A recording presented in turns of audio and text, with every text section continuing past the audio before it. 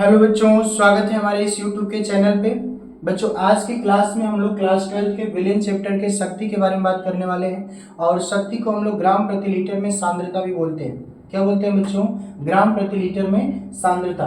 देखते हैं क्या होता है। 1 लीटर के विलेन के आयतन में उपस्थित विलेय की ग्राम में घुली हुई मात्रा को क्या कहते हैं? शक्ति कहते हैं। 1 लीटर के विलेन के आयतन में, ठीक है, 1 लीटर के विलेन के आयतन में उपस्थित विलेय की ग्राम में घुली हुई मात्रा, ठीक ना, विलेय पदार्थ की ग्राम में जितनी घुली हुई मात्रा होगी उसी को हम लोग क्या कहेंगे बच्चों? शक्ति कहेंगे, ठीक ना। इसको हम लोग कैपिटल एस से प्रदर्शित करते हैं और इसका मात्रक ग्राम प्रति लीटर होता है। क्या होता है बच्चों?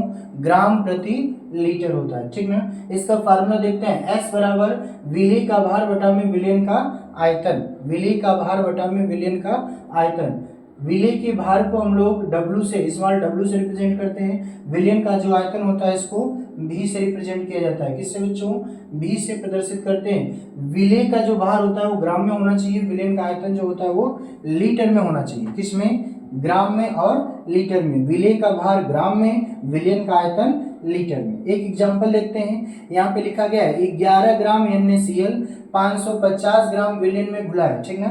11 ग्राम NaCl है और 550 ग्राम विलेन में घुला है, ठीक है, 550 ग्राम विलेन में घुला है। बोल रहा है यदि विलेन का घनत्व 1.1 ग्राम पर ml हो। विलेन का घनत्व कितना हो बच्चों? 1.1 ग्राम पर ml हो, तो इस विलेन की ग्राम प्रति लीटर में सांद्रता बताइए, ठीक ना। इस विलेन की ग्राम प्रति लीटर में क्या बताना है? सांद्रता यानी शक्ति बताना है, ठीक ना। तो यहाँ पे हम कह सकते हैं कि सोडियम क्लोराइड का भार दिया है 11 ग्राम और विलेन का भार दिया है 550 ग्राम। विलेन का घनत्व दिया है 1.1 ग्राम पर ml। तो हमको पता है यहाँ से हमको क्या निकालना पड़ेगा?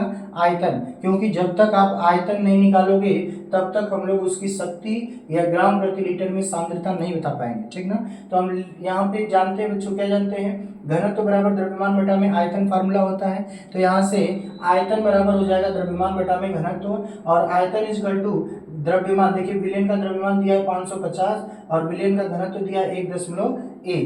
तो यहाँ से कैलकुलेट करेंगे तो 5500 बटा में 11 हो जाएगा। कैसे?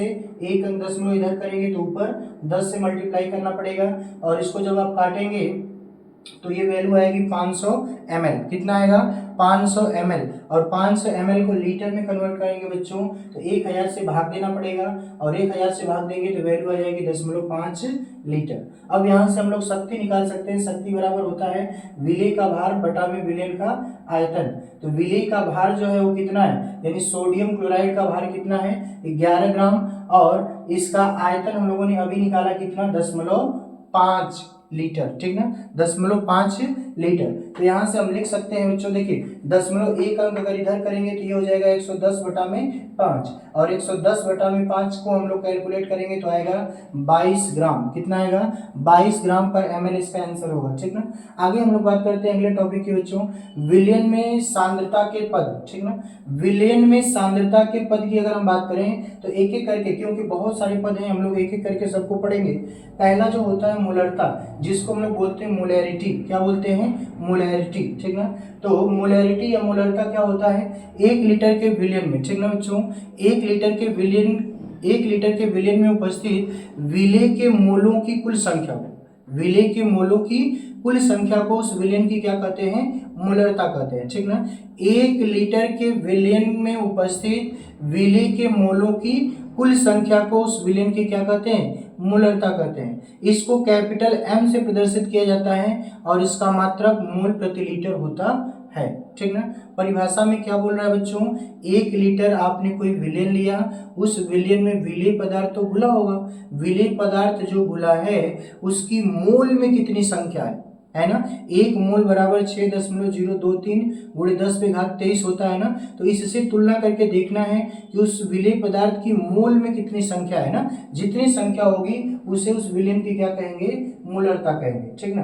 मोलरता को हम लोग कैपिटल M से प्रदर्शित करते हैं। कैपिटल M बराबर फार्मूला हो जाएगा विलेय के मोलों की संख्या बटा में विलेन का आयतन। विलेय के मोलों की संख्या बटा में विलेन का आयतन। बच्चों विलेय के मोलों की संख्या, मोल के बारे में अगर हम लोग देखें तो हम क्या लिख सकते हैं बच्चों?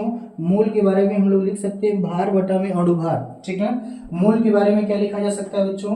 भार बटा में अणुभार। भार को हम लोग स्मॉल w से रिप्रेजेंट करते हैं और अणुभार को स्मॉल m से। तो हम यहाँ से क्या लिख सकते हैं, कैपिटल M बराबर विलेय का भार w, विलेय का भार क्या है स्मॉल w बटा में विलेय का अणुभार स्मॉल m इंटू विलयन का आयतन v, और ये किस में होना चाहिए लीटर में। किस में होना चाहिए बच्चों, लीटर में, ठीक ना।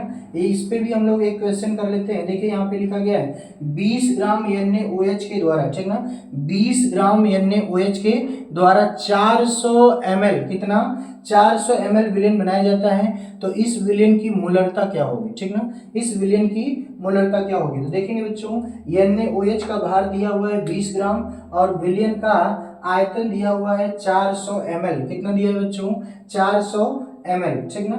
यहाँ पे यदि हम देखें तो विलेय NaOH का जो विलेय पदार्थ है NaOH, इसका अणुभार दिया हुआ है 40। कैसे निकालेंगे हम लोग, सोडियम का होता है 23, ऑक्सीजन का होता है 16, हाइड्रोजन का होता है 1, इसको जोड़ेंगे तो वैल्यू कितनी आएगी 40। तो यहाँ से देखिए कैपिटल M बराबर विलेय का भार कितना है, विलेय का भार 20 ग्राम बटा में विलेय का अणुभार कितना है बच्चों 40 बटा में विलेन का आयतन कितना है 0.4। अब इसको काटेंगे तो 20 दूना 40 और 4 दूना 8, 0.8 हो गया, 1 बटा 0.8। देखिए 0 हटाएंगे तो ये हो जाएगा 10 बटा में 8, और 10 बटा में 8 की वैल्यू कितनी आती है बच्चों 1.25 मोल प्रति लीटर। कितना आएगा 1.25 मोल प्रति लीटर। तो बच्चों आज ये हम लोग पढ़े शक्ति या ग्राम प्रति लीटर में सांद्रता, और उसके बाद अगला टॉपिक विलियन में सांद्रता के पद में पहला हम लोगों ने पढ़ा मोलरता। क्या पढ़ा, मोलरता। इसके बाद हम लोग आगे के जितने भी टॉपिक होंगे अगले वीडियो में कवर करेंगे। तब तक के लिए धन्यवाद।